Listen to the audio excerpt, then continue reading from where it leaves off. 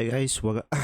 Hey guys, welcome back to the channel. This is how to add or remove the separator in Tradingview. So guys, first thing that you will do is simply go to your Tradingview, and after that, you could just simply select indicators over here on the top. And now from here, just simply search over here day breaks, and from here you will have year, quarterly, month, or weekly, or you could go day, week, month, 3 minutes, 6 minutes over here. Just simply click on it, and as you can see, we will have this option right now, and you should be able to see the numbers down below.